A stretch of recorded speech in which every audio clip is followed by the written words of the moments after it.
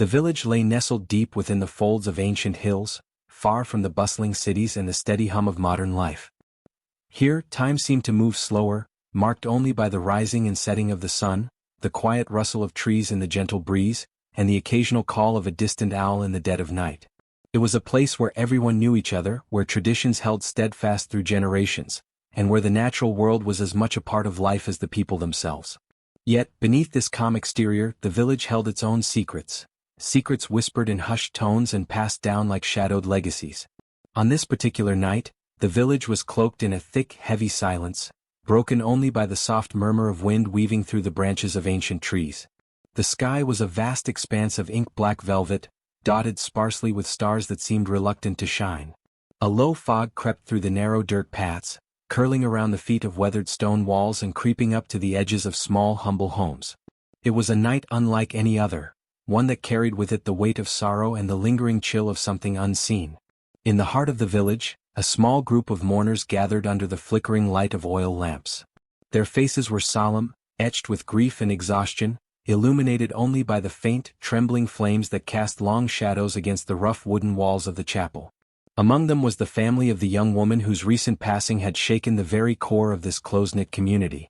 She had been their light, their hope, and now she was to be laid to rest beside her own mother, who had died several years earlier. The decision to bury the daughter beside her mother was one born of love, but also of tradition, an unspoken promise that the bond between them would continue even beyond death. Yet, as the villagers whispered amongst themselves, unease flickered beneath the surface of their sorrow. Why had she died so suddenly? What dark fate had stolen her life when it seemed there was still so much ahead of her? And more unsettling still, what was it about burying her beside her mother that made even the most steadfast villagers avert their eyes in silence? As the mourners prepared to walk to the burial ground, the air grew heavy, thick with a tension that seemed to pulse beneath their skin.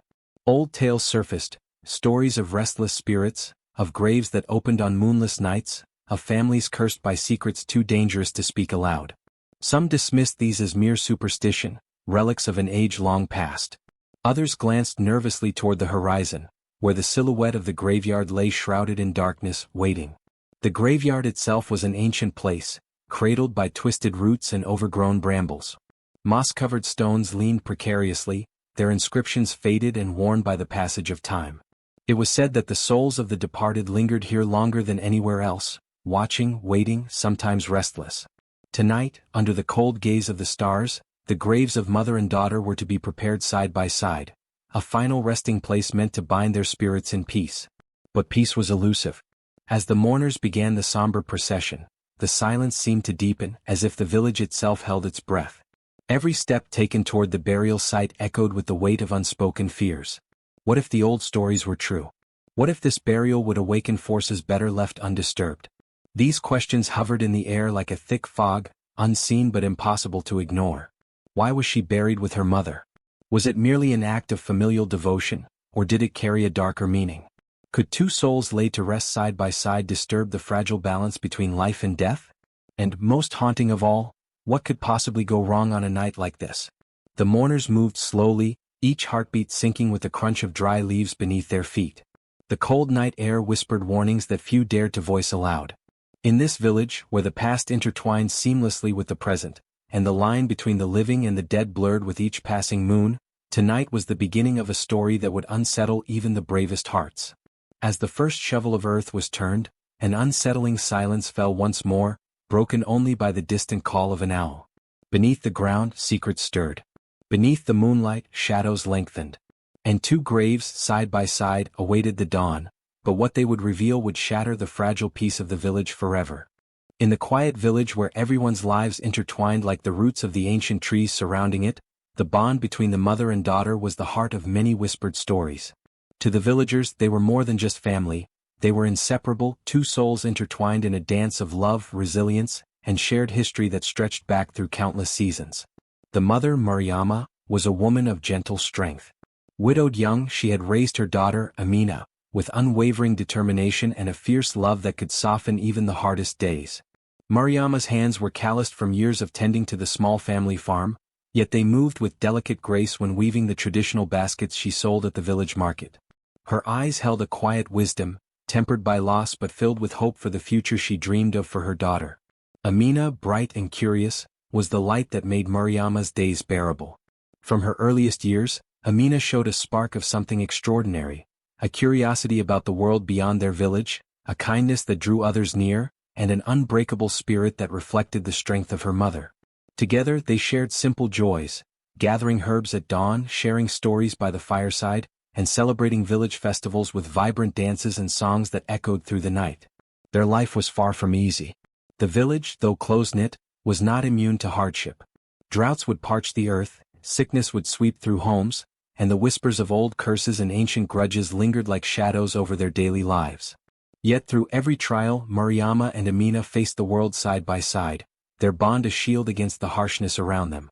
When Mariama's health began to wane, it was Amina's laughter and care that breathed life back into their small home. Among the traditions they cherished was the annual festival of the ancestors, a night when the villagers honored their forebears with offerings of food, music, and prayers. On this night, Mariama would teach Amina the sacred dances, passing down the secret steps that had been handed through generations of women in their family. It was more than celebration, it was a rite of passage, a weaving of past and present, binding their souls to those who came before. Yet beneath these joyful moments lay unspoken secrets. Mariama was known to carry a small, weathered pendant, carved from bone and etched with symbols no one in the village dared to ask about. At times, she would disappear into the forest for days, returning with eyes shadowed by things seen and words left unspoken. Amina, even as a child, sensed the weight of these mysteries, a legacy she was born into but did not fully understand.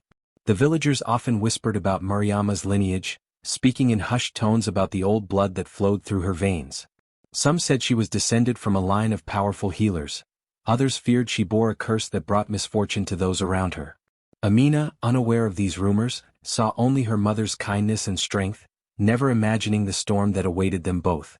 As the years passed, their closeness deepened, each moment layering love upon love, joy upon joy, until their story became inseparable from the very soil beneath their feet. But even in this intimacy the shadows lengthened. The health that had begun to fade in Mariama grew fragile, and Amina found herself shouldering burdens far beyond her years. The villagers noticed the quiet sadness in their eyes, a sorrow that seemed to anticipate an inevitable end. There were nights when Amina would lie awake, listening to the wind outside their home, feeling an inexplicable chill that whispered of things beyond understanding. She dreamed of two graves side by side, of hands reaching out from the earth, and of a silence that was heavier than death itself.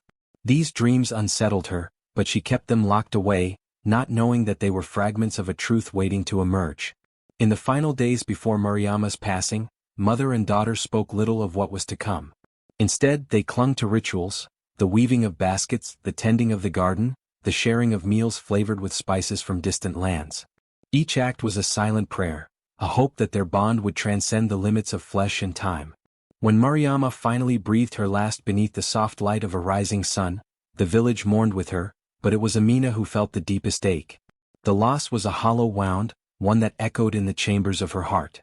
Yet even in grief, Amina found strength in the lessons her mother had taught her: resilience, love, and the quiet power of tradition. Their story, woven with threads of joy and sorrow, of light and shadow, was far from over. Beneath the surface of the village's calm, secrets stirred, secrets tied to the bloodline of Mariama and Amina, to the rituals they kept, and to the fate that awaited them both. The bond between mother and daughter was more than a tale of love. It was the key to a mystery that would unravel in ways no one could have foreseen. As the villagers prepared to lay Amina to rest beside her mother, the echoes of their shared life resonated through the night. It was a story of connection, of legacy, and of the enduring power of a love that death could not sever. Yet, in the stillness that followed, the shadows whispered warnings, and the village braced for a night when the past would reach out from its grave and refuse to stay buried. The days leading up to Mariama's death were marked by an unsettling stillness that seemed to settle over the village like a creeping fog. What began as a mild fatigue soon deepened into something far more ominous. At first, Mariama dismissed the strange weakness that pulled at her limbs, the relentless headaches that throbbed beneath her temples, and the chills that no fire could chase away. She told no one, determined to carry on with her daily chores, tending the small garden, weaving baskets, preparing meals for her daughter. But as the illness tightened its grip, even Mariama could no longer hide her decline. The villagers noticed her absence from the market and her increasingly pale appearance. Whispers began to spread. Some spoke of a sickness that no healer could cure, others muttered about curses and ill fate. The village healer, an old woman named Kasai, was summoned to Mariama's home. She examined the mother with practiced eyes and muttered incantations, placing herbs and poultices around her bed. Yet, despite Kasai's efforts, Mariama's condition worsened, her breathing shallow and her body frail. Inside their humble home, Amina sat by her mother's side, clutching her hand, her young face etched with worry.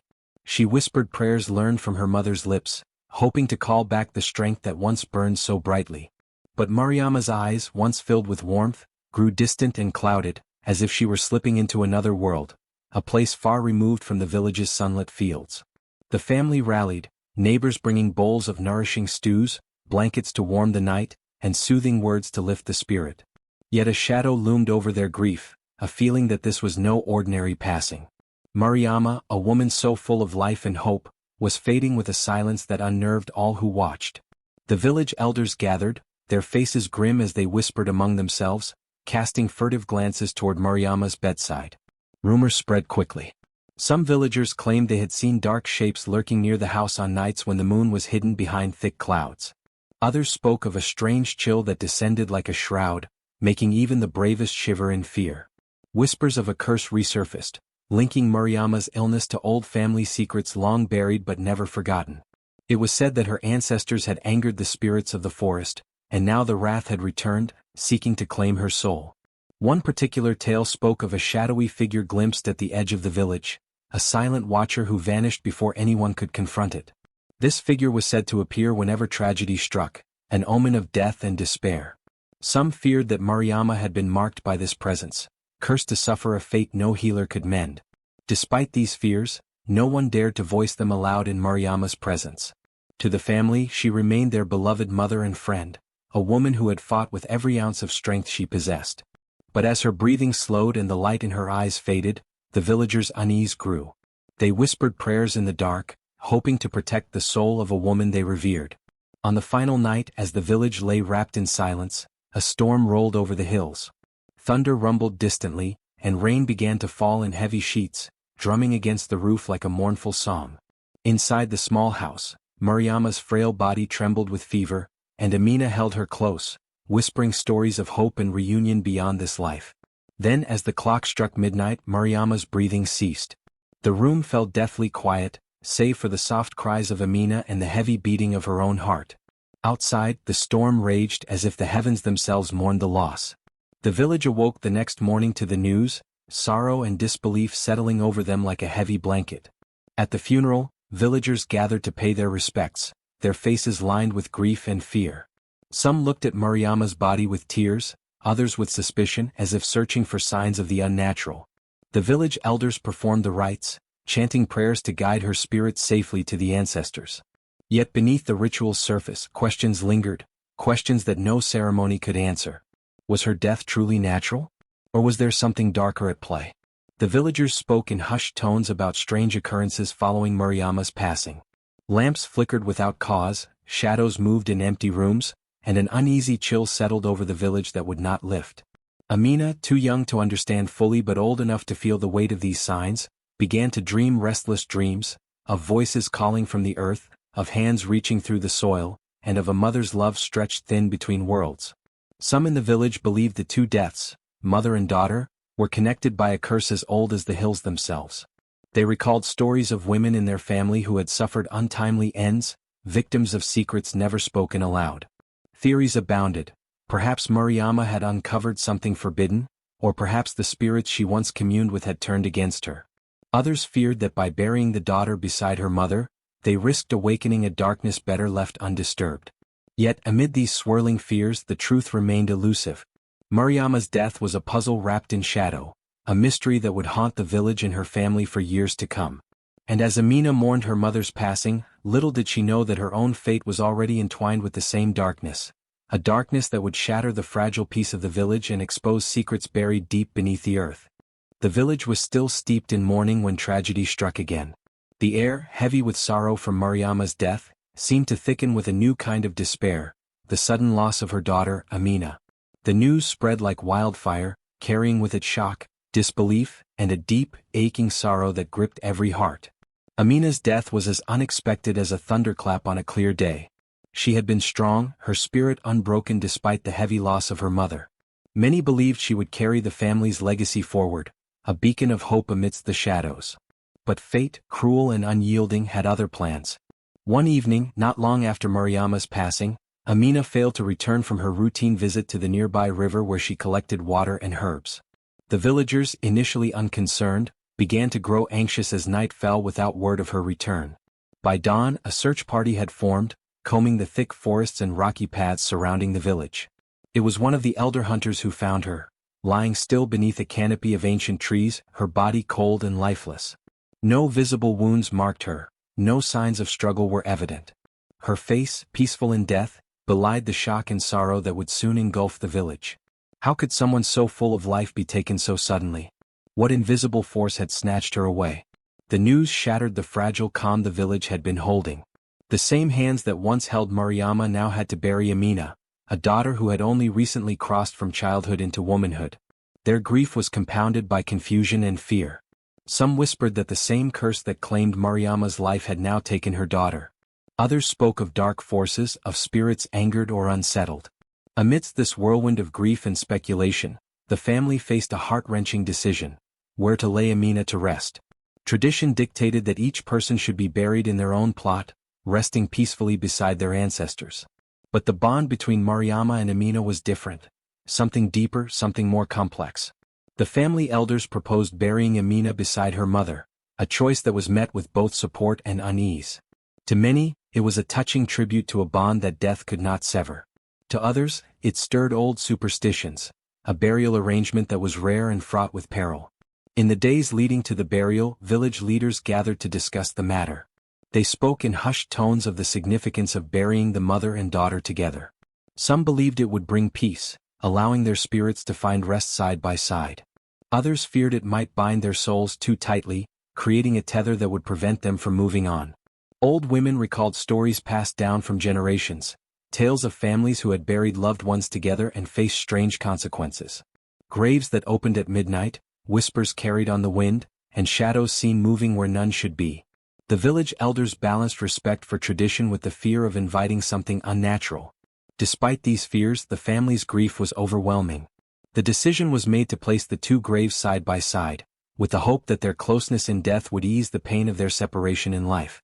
The villagers prepared the burial site with care, weaving protective charms into the earth and performing rituals intended to safeguard the spirits from harm. As the day of the burial approached, the village buzzed with a mixture of sorrow and anxious anticipation. Children were kept away from the graveyard, and adults whispered warnings to avoid wandering near the site after dark. The air seemed charged with an electric tension, as if the land itself was holding its breath. The burial ceremony was somber, marked by tears, prayers, and traditional songs that echoed through the valley. The family, stoic yet shattered, laid Amina to rest beside her mother. Their graves were freshly dug, the earth dark and damp, the final resting place of two souls forever linked by blood, love, and fate. But beneath the surface of this sorrowful act lay something unspoken, a secret that not even the family fully understood. The choice to bury mother and daughter together was not merely a gesture of love or tradition. There were deeper reasons, hidden from the eyes of the villagers, reasons tied to old magic and family legacy. Some among the elders hinted at ancient warnings passed down in whispers, that the bond between Mariama and Amina was unlike any other, that their spirits carried a power both beautiful and dangerous. The pendant Mariama wore, the secret visits to the forest, the rituals performed in silence, all pointed to a lineage marked by otherworldly forces.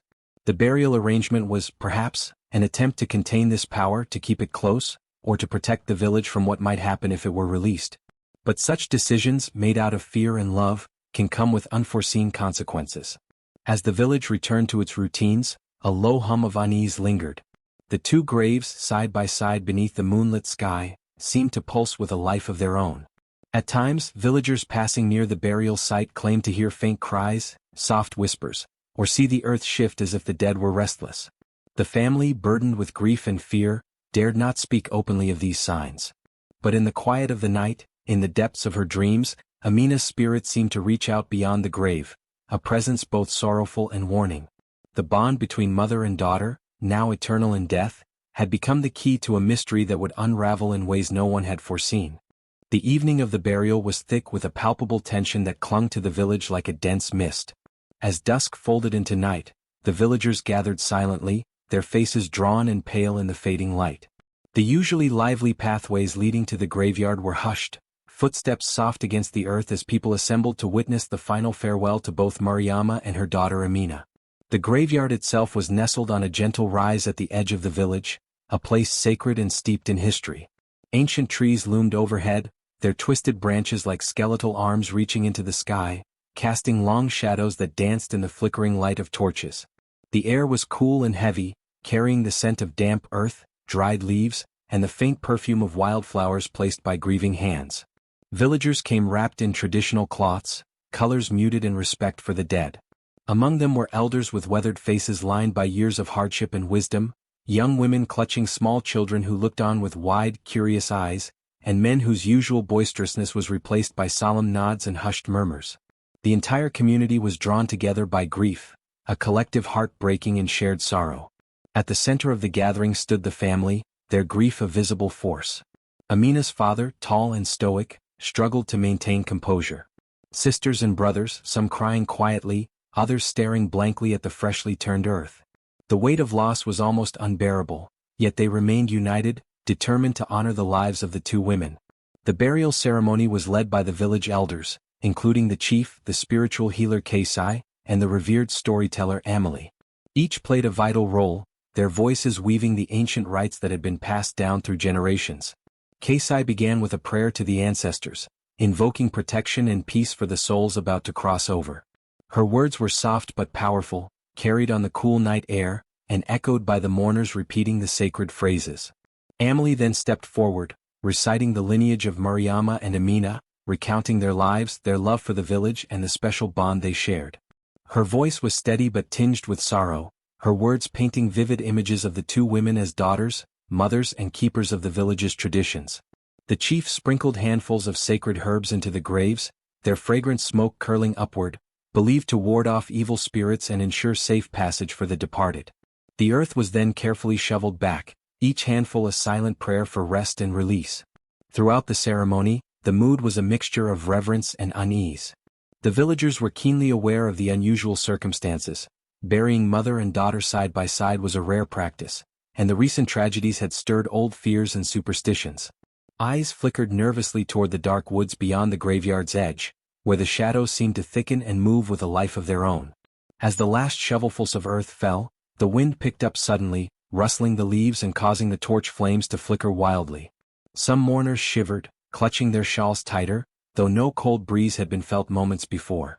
An owl hooted somewhere nearby, its call sharp and unearthly, cutting through the night's stillness. It was then that the first subtle signs of the supernatural began to emerge. A young girl standing near the graves clutched her mother's hand tightly, her wide eyes fixed on the mound of freshly turned earth. Suddenly, she gasped as the ground seemed to pulse beneath her feet, as if a heartbeat echoed from below. She tugged at her mother, whispering that she could hear someone calling her name. Others nearby exchanged uneasy glances but dismissed it as imagination or grief's trickery. Yet, small tremors continued, faint but undeniable, rippling through the soil as if the earth itself was restless. The villagers' unease grew when a sudden flash of pale light shimmered above the graves. It flickered like a will-o'-the-wisp, hovering for a moment before vanishing into the dark sky. Some claimed it resembled a woman's silhouette, ethereal and glowing, while others saw nothing but an ordinary flicker of torchlight. Kasai, sensing the rising tension, quickly chanted protective incantations, urging the crowd to focus on the prayers and not be swayed by fear. But even she could not deny the strange energy in the air. As the ceremony drew to a close, the villagers prepared to depart, but many lingered near the graves, reluctant to leave the sacred ground. The night deepened and the graveyard grew colder, shadows lengthening into unnatural shapes.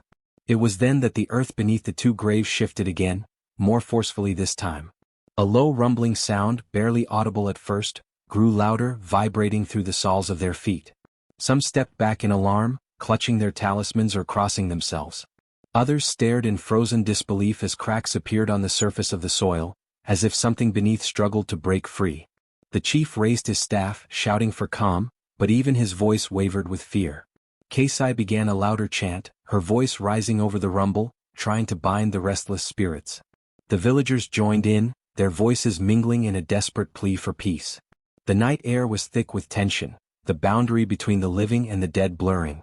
For a moment, it seemed as if the two graves would burst open, releasing the souls trapped beneath. But then, as suddenly as it began, the trembling ceased. The cracks sealed themselves and the earth stilled, leaving the villagers shaken but relieved. Yet none could shake the feeling that something had changed, that the burial night had unleashed a force they did not understand. The eerie ambience of the graveyard lingered, casting a shadow over the village that would not fade with the dawn. The mourners departed in silence, their footsteps slow and hesitant, haunted by the sights and sounds of a night that should have been sacred and peaceful. The bond between mother and daughter, now sealed in death, seemed to pulse beneath the soil, a secret heartbeat that promised the unfolding of a mystery greater than any of them could imagine. The village lay cloaked in a thick, oppressive darkness as the clock edged toward midnight. Most of the villagers had long retired to their homes, weary from the exhausting day and heavy with grief. The air was unnaturally still, as if holding its breath in anticipation of something terrible.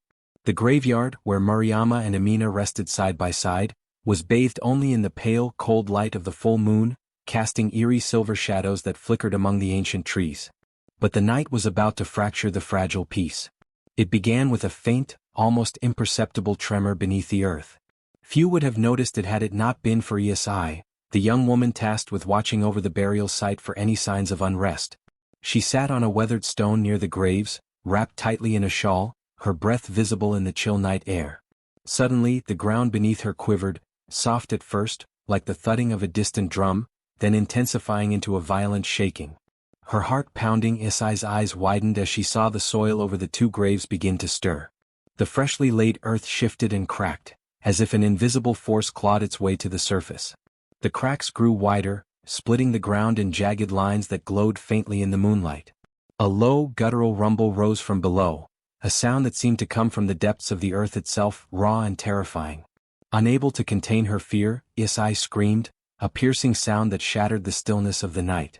Her cries echoed through the village, waking the residents from their sleep and drawing them toward the graveyard in a state of panic.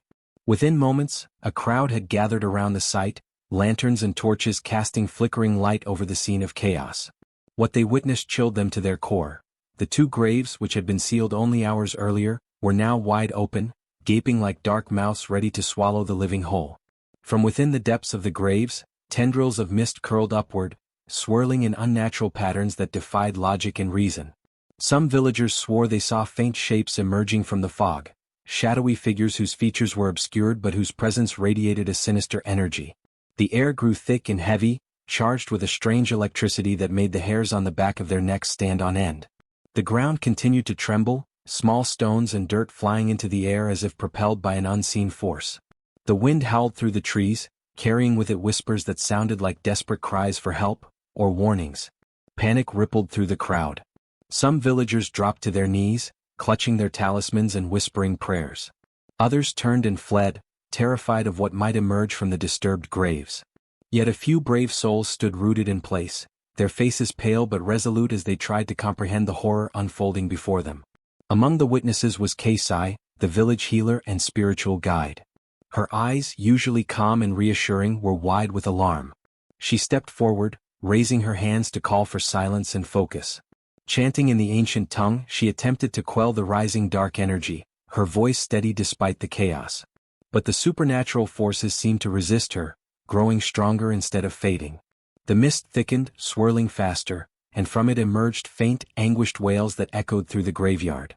The mourners shivered as the cries pierced the night, voices both human and otherworldly, full of sorrow and rage. Suddenly, the earth near Mariama's grave erupted as a figure burst forth, a woman draped in tattered cloth, her eyes glowing faintly with an ethereal light. Her face was pale, lips cracked and blue, yet her expression was fierce and determined. Without a word, she turned toward Amina's grave, where a second figure slowly emerged, this one younger, with eyes wide in shock and confusion as if waking from a long nightmare. Gasps and cries spread through the crowd. Were these the spirits of the mother and daughter? Or something darker, something twisted by death and the unnatural disturbance? The two figures moved with a fluid grace, stepping onto the earth as if testing the world of the living. The villagers watched in stunned silence, torn between fear and awe. No one dared approach, but their presence was undeniable, proof that the veil between life and death had been shattered. Speculation among the crowd was immediate and frantic. Some elders whispered that the disturbance was punishment for breaking sacred laws. Burying the mother and daughter together had disturbed an ancient balance. Others believed a curse had been unleashed, perhaps tied to the mysterious pendant Mariama always wore, or the secret rituals performed before the burial. A few younger villagers, less bound by superstition, suggested a natural cause, a sinkhole or tremor triggered by the earth settling. But even they could not explain the glowing eyes and haunting cries, nor the figures that walked among them like ghosts. Kasai, sensing the need for answers, gathered the village leaders to discuss the possible causes. They debated late into the night, weighing the known from the unknown, the seen from the unseen. Some proposed consulting the oldest spirits of the forest, while others called for a protective ritual to seal the graves once more. Amidst the fear and confusion, one thing was clear: the opening of the graves was a night of terror that would forever mark the village's history. It was a night when the boundary between worlds dissolved, revealing secrets better left buried and powers that defied human understanding. As the first light of dawn crept over the horizon, the two figures, mother and daughter or spirits beyond human grasp, vanished as mysteriously as they had appeared. The earth closed behind them, sealing the graves once again, but the fear and questions remained. Villagers returned to their homes, their minds racing with theories and dread. The events of the night had changed everything, forcing them to confront the fragile line between life and death, and the consequences of crossing it. The morning sun rose weakly over the village, its pale light struggling to penetrate the heavy fog of fear that had settled over the community like a shroud. What had transpired in the graveyard during the night was more than anyone could comprehend or easily dismiss. Whispers and rumors swirled like a restless wind, passing from house to house, each retelling darker and more frightening than the last. At the heart of the village square, small clusters of villagers gathered, their voices hushed but urgent. Eyes darted nervously as the tale of the grave's opening spread like wildfire. Mothers clutched their children close. Young men spoke in tense tones, casting glances over their shoulders. The once lively market felt subdued, shadows stretching long as if even the sun itself hesitated to shine fully. "It's a curse," old Nana Abina declared, her voice trembling yet firm as she addressed a small group. "A punishment for disturbing the dead. The spirits are angry." Her words were met with nods and murmurs of agreement. Nana Abina, the village elder and keeper of oral traditions, held a weight of authority that made her warnings resonate deeply. Her reputation for wisdom and connection to the ancestors lent credibility to the superstitions taking root. Meanwhile, Kasai, the spiritual healer, was already at work, moving through the village with purposeful steps. She carried bundles of sage, salt, and herbs, tools of purification and protection, and offered blessings to every household she visited. Her eyes, though filled with concern, bore the steady calm of someone determined to shield her people from whatever dark forces had been unleashed. At the village meeting place, the elders convened to discuss the crisis. The chief, his usual commanding presence tinged with unease, called for calm but acknowledged the seriousness of the events. "We must respect the signs and honor the traditions," he said gravely. "The balance between the living and the dead has been disturbed. We need to act." The elders recommended a series of rituals: burning incense at the graveyard's edge, chanting prayers through the night, and offering sacrifices to appease the restless spirits. These rites were designed to restore harmony and ensure the souls of Mariama and Amina found peace. As word spread, many villagers began changing their daily routines. Doors were bolted earlier, children were kept indoors after sunset. Even the bravest men avoided the graveyard, crossing themselves as they hurried past. Paranoia crept like a silent predator, transforming familiar faces into wary strangers. At the market, gossip was a currency more valuable than food. Some blamed the family for the tragedy, accusing them of meddling with dark forces or breaking taboos by burying mother and daughter together. Others whispered about the pendant Mariama wore, rumored to be enchanted or cursed. Every detail was dissected, every rumor amplified. Amid this growing fear, a few villagers saw opportunity. Ikao, a traveling healer known for his dubious remedies and flashy performances, arrived just days after the burial. He claimed to have the power to ward off evil spirits and offered expensive charms and potions to frighten families. His booth quickly became crowded with desperate villagers willing to pay whatever price for protection. Not everyone trusted Ikao. Some accused him of exploiting their grief and superstition for profit. But his charm and confident assurances swayed many, deepening divisions within the community. Some clung to traditional healing and rituals. Others sought solace in Ikau's exotic promises.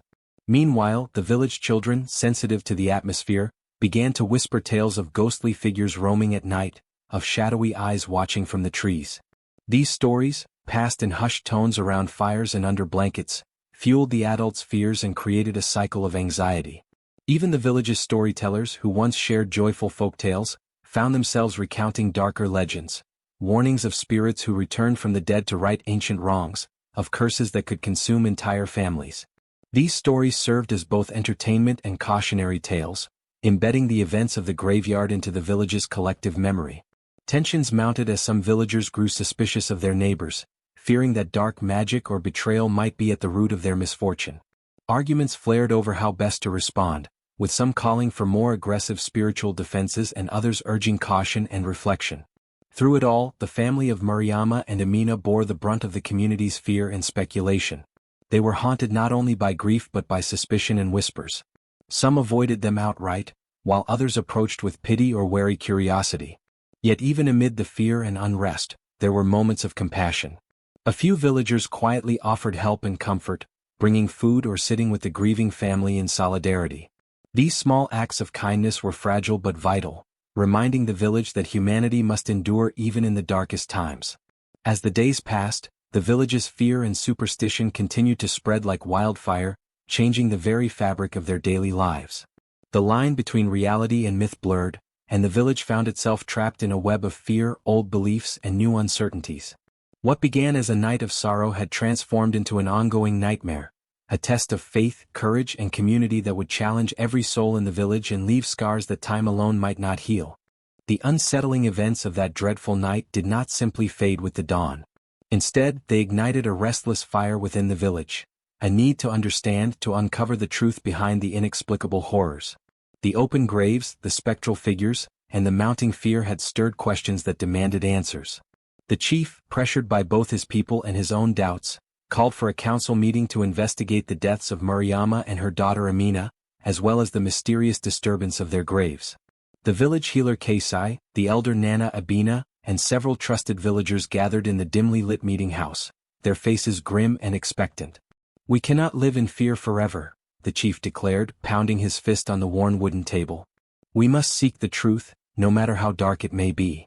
The investigation began with the family of Mariama and Amina, whose pain was still raw but whose cooperation was vital. Reluctantly, they recounted the days leading up to the deaths, revealing pieces of a story that many villagers had never known. Mariama had been ill for some months, a slow and wasting sickness that none in the village could cure. Despite Kaisai's remedies and prayers, her condition worsened inexplicably. Some suspected poison or dark magic, but nothing concrete had ever been found. Amina's death, however, was sudden and shocking. She had been healthy just days before, laughing and helping her mother as usual. Then, on a cold evening, she collapsed in the family's home, her breath failing her in a terrifying silence. No one had seen what caused it, and the village doctor was baffled. The family revealed a long-hidden secret. Mariama had recently discovered something troubling, something she never shared. A series of strange symbols had appeared near their home, carved into trees and stones in the forest surrounding the village. Mariama had spoken of nightmares, shadowy figures watching her, and an ancient curse that might be connected to their bloodline. This revelation sent ripples through the gathering. The village elders exchanged uneasy glances, recalling old legends whispered through generations, tales of a curse placed upon certain families as punishment for sins committed long ago. Some dismissed it as superstition, but others knew the stories carried a kernel of truth. Nana Abina spoke solemnly, "The curse of the Nkairima, the Forgotten Ones." It was said that those who betray the village or meddle in forbidden magic would be marked. The earth would claim them and their spirits would never rest. As the villagers absorbed this, more disturbing details emerged. The family recounted that Mariama had confided in a close friend, a man named Bako who had recently returned to the village after years away. Bako was a stranger to many, but rumors about his dealings with dark forces had followed him for years. Some whispered Bako had been involved in secret rituals, possibly seeking power or revenge. Others claimed he had a grudge against Mariama's family, though the reasons were unclear. The suspicion that Bako might have played a role in the deaths began to grow. Determined to uncover the truth, the village elders organized a search for Bako. They scoured the surrounding forests and questioned travelers passing through, but he seemed to have vanished once again, slipping through their fingers like a shadow. Meanwhile, Keisai sought out the symbols Murayama had mentioned. Guided by the family, she ventured into the dense woods where the strange carvings were found. The symbols were intricate and ancient, etched deep into the bark of old trees and stones scattered beneath the underbrush. Keisai studied them carefully, recognizing elements of protective wards twisted into marks of malice and despair. She felt a cold shiver run down her spine. These were no ordinary signs but manifestations of dark magic, the kind that could bind spirits and corrupt the living. Returning to the village, Keisai shared her findings with the elders. They realized that the curse might be more than legend, it was a real force at work, feeding on fear and grief to grow stronger. Emotions ran high as family members faced each other, old wounds reopened and secrets spilled into the open. Accusations flew, some blaming Bako, others pointing to hidden betrayals within the family itself. It became clear that jealousy, old grudges, and fear had intertwined with the supernatural, creating a tangled web difficult to unravel. In a tense confrontation, Murayama's sister, Amma, accused her brother-in-law of hiding crucial information about the deaths. He denied the claims, his voice thick with grief and frustration, but the seed of doubt had been planted. Amid the turmoil, a startling twist emerged. A letter found hidden among Murayama's belongings, written in a trembling hand. It spoke of a pact made long ago, a deal with forces beyond the natural world, intended to protect the family but at a terrible cost. The letter hinted that Murayama had tried to break the pact, fearing its consequences, but doing so had unleashed a chain of events that led to her and Amina's demise. This revelation sent shockwaves through the village. The truth was darker than anyone had imagined, mixing love and betrayal, desperation and sacrifice, the mortal and the mystical. As the investigation deepened, the villagers realized that the past was never truly buried. Its shadows stretched long and could reach across generations. The graves that had opened were not just a sign of restless spirits but a call to confront the hidden sins and secrets that threatened to consume them all. In the end, the village stood at a crossroads. Would they succumb to fear and superstition, or face the darkness with courage and unity? The answers lay buried beneath layers of history, waiting for those brave enough to unearth them. The village had reached a tipping point. The open graves of Murayama and Amina were no longer just a terrifying mystery, they were a persistent wound on the land, a constant reminder that the boundary between the living and the dead had been broken. The villagers' dread had transformed into urgent action. It was time to confront the supernatural forces that haunted them and find a way to close the graves once and for all. At the heart of this effort was Keisai, the village's spiritual healer and guide. Her knowledge of ancient rites and connection to the ancestral spirits made her the natural leader of the rituals aimed at restoring peace. But even Keisai was uneasy, the powers at play were unlike any she had faced before. The preparations began with gathering sacred materials. Bundles of sage, holy water, millet grains for offerings, and white cloth to cleanse the burial site. The village elders instructed that the rituals must be conducted on the 7th night after the graves opened, a time believed to be when the veil between worlds thins, allowing communication but also inviting danger. On that ominous evening, the village assembled once more at the graveyard. Torches flickered, casting long shadows on the weathered tombstones. The air was thick with incense and the low hum of chanting voices. Families huddled close, eyes wide with fear and hope.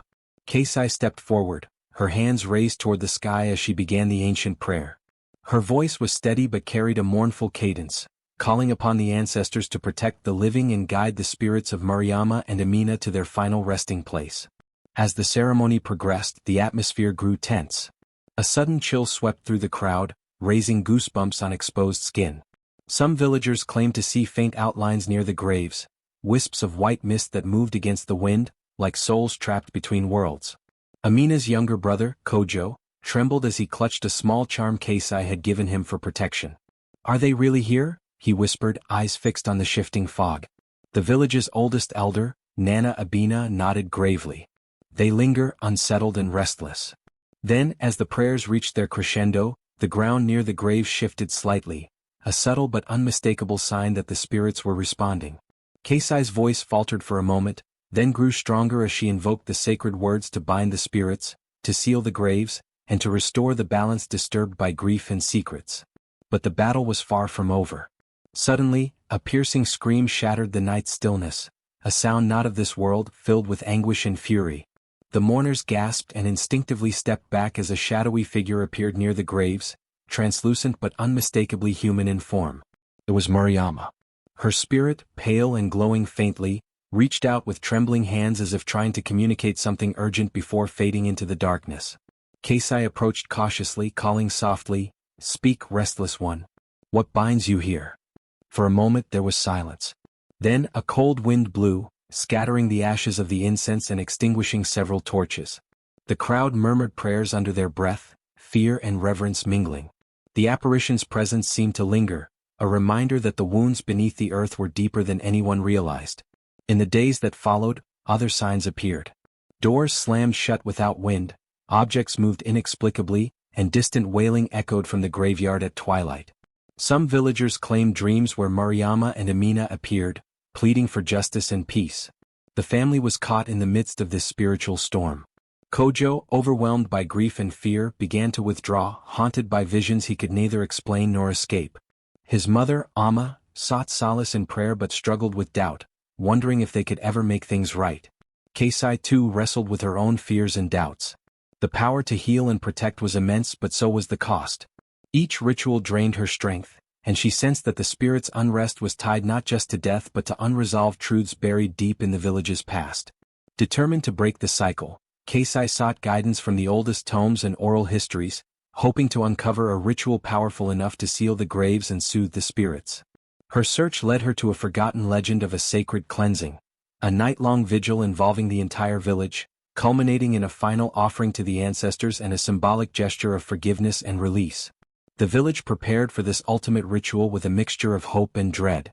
Each family was tasked with bringing an item representing peace, a flower, a cloth, a piece of pottery, to place on the graves. As night fell, the village gathered once again, faces illuminated by firelight and resolve. Kasai began the vigil with a solemn chant, inviting every soul present to speak their fears and regrets aloud, acknowledging the pain that had fractured their community. One by one voices rose, apologies for past wrongs, confessions of hidden sins, prayers for healing. The weight of generations seemed to lift slightly with each word spoken. Near dawn, as the final offering was placed, the ground trembled faintly but firmly. The grave's edges settled, the earth closing slowly over the disturbance. A soft, peaceful breeze swept through the village, carrying the scent of blossoms and earth. The restless spirits, it seemed, had finally found release. Exhausted but relieved, the villagers embraced, tears mingling with smiles. The supernatural chapter that had threatened to tear them apart was drawing to a close. Yet, beneath the joy lay a quiet understanding. The scars of grief and secrets would remain, and the village would never forget the night the dead rose and the living faced their deepest fears. The dawn after the final ritual brought with it a fragile calm. The heavy weight that had settled over the village for weeks began to lift, replaced by a quiet hope that the nightmare was behind them. Yet, the scars remained, etched not only in the land where the graves had opened but in the hearts of every villager who had witnessed those unexplainable horrors. Life in the village slowly returned to its rhythms, but something fundamental had shifted. The stories whispered around fires no longer carried just fear, but also a renewed respect for the past, a deeper understanding of the fragile line between the living and the dead. For Mariama's family, healing was a slow and complex journey. Amma, who had once been burdened by guilt and suspicion, found a measure of peace and forgiveness, both for herself and others. She took on the role of storyteller, ensuring that the lessons of that dark time were passed down with honesty and care, so that future generations might avoid similar fates. Kojo, still young and impressionable, grew into a quiet but thoughtful boy. The visions and nightmares that had plagued him faded with time, replaced by a growing sense of responsibility to honor his mother and sister's memories through acts of kindness and courage. The village elders too changed. The rigid walls of tradition softened as they recognized the need to adapt ancient beliefs to the realities of their lives. The elders began holding regular meetings where villagers could voice concerns and share knowledge openly, weaving the old wisdom with new understanding. Justice in its own way was served.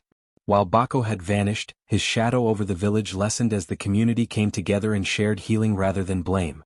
The mysterious pact and dark magic that had caused so much pain were acknowledged and ritually broken, symbolically closing the door on past sins. The mother-daughter bond, so central to the story, endured beyond death. Mariama and Amina's relationship became a powerful symbol of resilience and love, reminding the village that even in the face of tragedy and darkness, the ties that bind family can never truly be severed. In the years that followed, the graveyard became a place of quiet reverence rather than fear. Flowers bloomed where the earth had once been disturbed, and the community held an annual ceremony to honor those who had passed, celebrating life as much as mourning loss. Yet even in this hopeful ending, a subtle chill lingered in the air on certain nights. Some villagers still spoke in hushed tones of fleeting shadows seen near the graves, of whispers carried on the wind that could not be explained. The mystery had left its mark, a reminder that some truths remain beyond human understanding. As the sun set over the village, casting long golden rays over the fields and homes, one could almost hear the soft murmur of Mariama and Amina's spirits, a gentle echo of love, sorrow, and the eternal dance between life and death. The night they were buried together was a night that changed everything. And though their story had reached its end, its haunting presence would live on in the hearts of those who dared to remember.